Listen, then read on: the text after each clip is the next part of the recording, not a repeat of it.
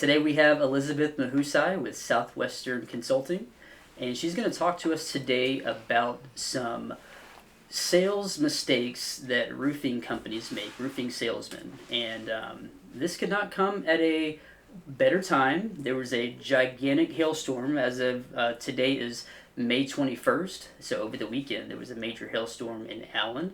So I'm sure that homeowners are wondering who they're going to use. And so businesses contact Elizabeth to make sure that their sales processes and teams are up to speed. So kind of tell me, Elizabeth, for our audience, what are some of the mistakes that you're seeing nowadays from roofing contractors when it comes to sales? Well, it's interesting that we did just have a hailstorm because I would say usually the very first thing that I would say is they wait for a hailstorm. It is the number one mistake that most roofers make is we're just waiting for a storm, or we're going to storm chase. And what it does is it creates this feast or famine situation for them. And I don't know about you, but that is no fun to live that way. Which is why there's a lot of movement and people getting in it and out of it, or they're working a full-time job and trying to, put the magnet on the side of the vehicle and drive a neighborhood.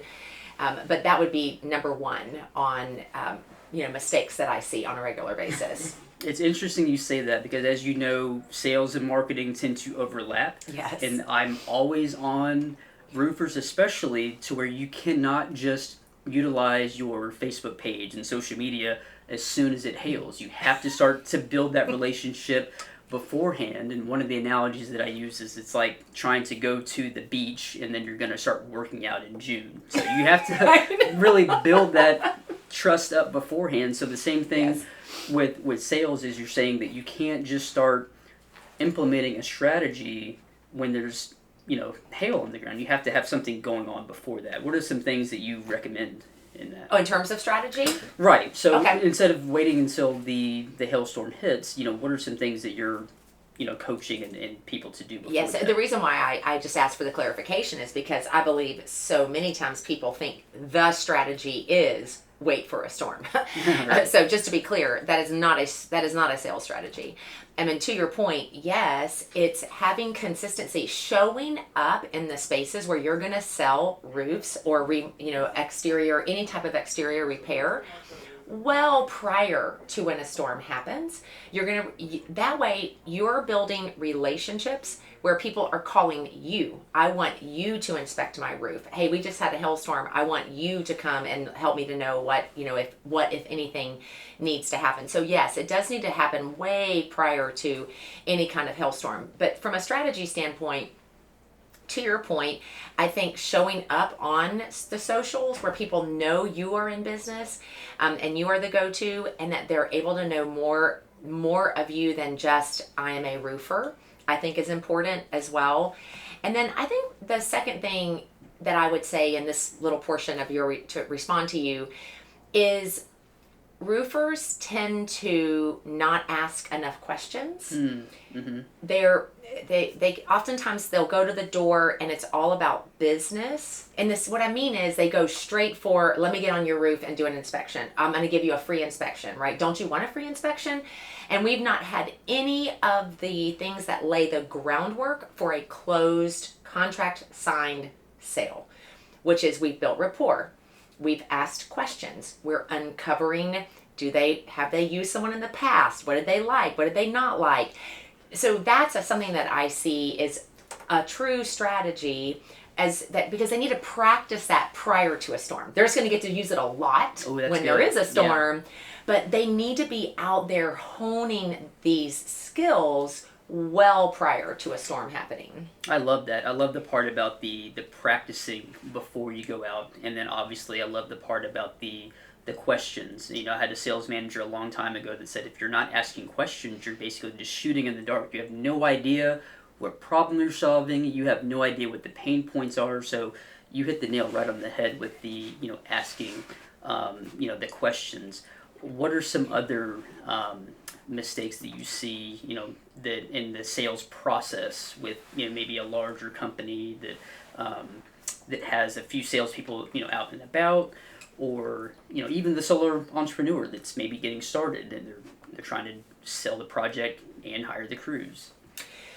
So, in terms of other mistakes that when you first asked that here just moments ago, the next one that came to my mind was we create lead babies.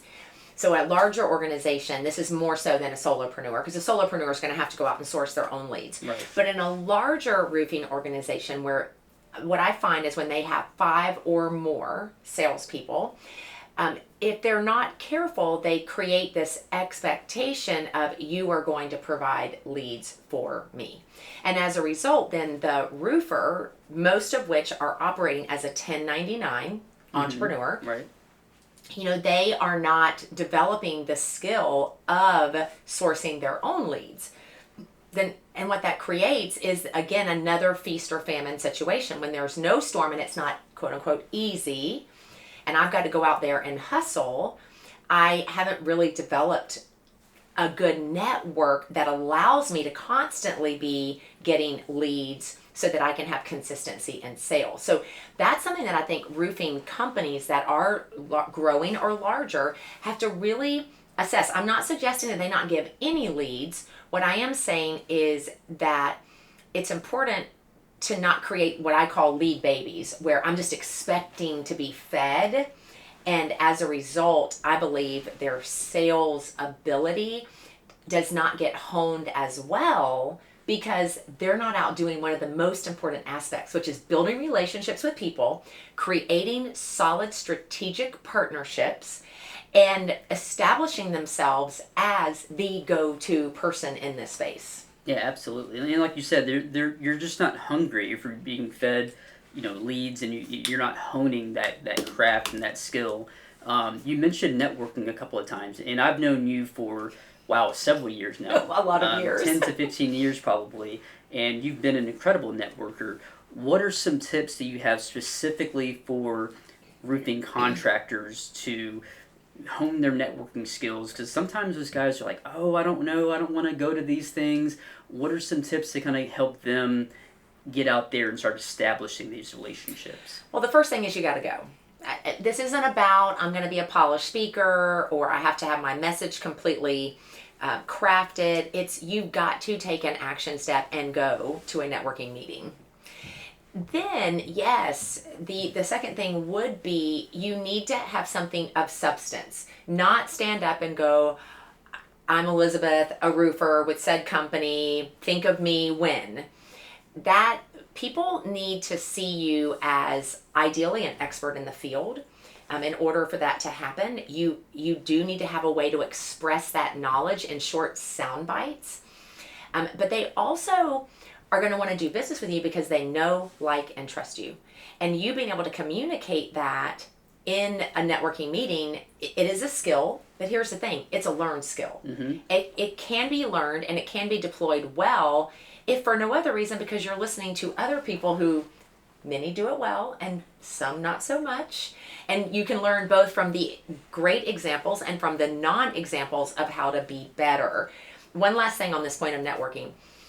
When you can become known for your tagline or that thing that sets you apart, it really matters. Like anyone who asks me about Mario, I immediately in my mind think, when you market with Mario, you profit with Mario. Just like my husband is the Asian sensation with the imagination to come to your location, the photographer guy, but people know him as the Asian sensation. So creating that space for oneself to differentiate from the thousands of other roofers in the Metroplex is highly important. No, that's really good. That's really good. And one thing from you that stood out to me was how you asked the question of, who do you know?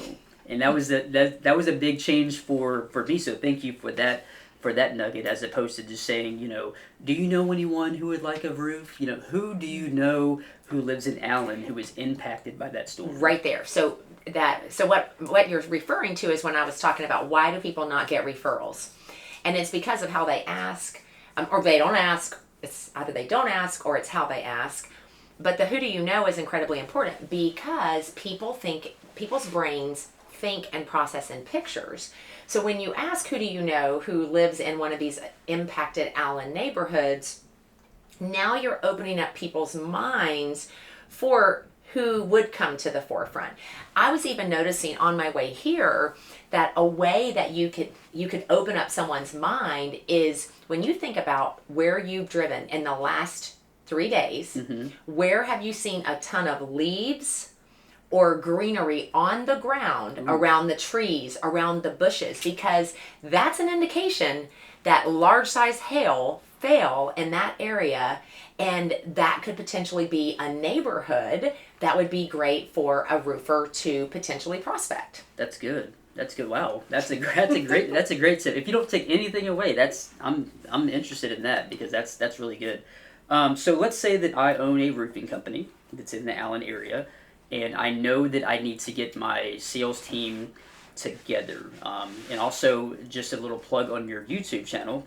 I've been following the delegation series and those kinds of things. So this is a big delegation step for the owner to say, you know what, I need someone to come in and I need to train these guys. Is that something that you do? Do you hold workshops? Do you go in and do a consultation? What does that look like? That's a great question. So Southwestern Consulting, under that name, we have 3 primary ways we can serve people. One of which is through a workshop where we come in and we're providing 6 to 8 sales techniques, principles that would allow the team that if they acted on it immediately, they could get immediate results.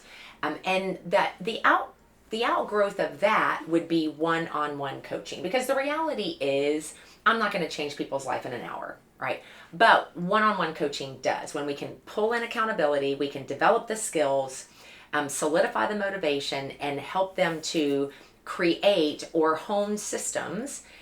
That's when accountability creates habits that really make a difference. So that's the one-on-one coaching side, which begins with a workshop. The other aspect, though, is we also do training. And a training standpoint is where you're contracting us to come in and do, it could be a single training event, or it could be an ongoing monthly or quarterly training event. And that also includes things like leadership labs. So when I look at, especially the growth of a roofing company, depending on if they have sales managers, if they have territory managers, whatever that looks like, oftentimes there's not enough time spent with the leadership to develop them to then cultivate the salespeople underneath them, because typically they promote into leadership because they were good salespeople. Right. And just because you're a good salesperson does not necessarily equate to being a good leader of salespeople. And so we do offer training. And then the third area is that when people have events, we have our own speakers bureau. So I serve in all of those spaces. The coaching, I'm one of the certified trainers, and I'm also a keynote speaker as well. But those would be some key ways we can partner with companies to help move their salespeople forward. Outstanding. Well, what would be the next step that the owner of a roofing company would take? They contact you. How do they go about booking the training or the coaching consultation? Yeah, that's a great question. So they can obviously email me, Mahusay at southwesternconsulting.com. So that would be one option.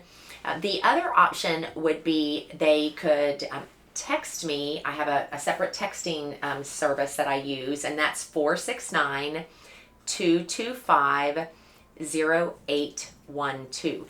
And to your point, just if I can plug this for a moment, because you're on the YouTube channel, anyone that wants to receive an automatic notification of a video drop, I do drop a video every Monday called a Monday Motivation.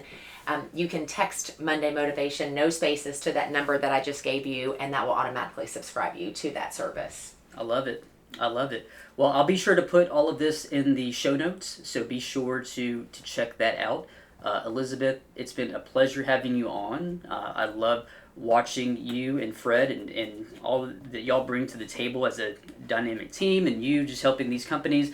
If you own a roofing company, you're making a big mistake by not contacting Elizabeth, especially with the storms. And we all know we live in Texas. More storms are on the horizon, so get with her immediately to get your team trained now.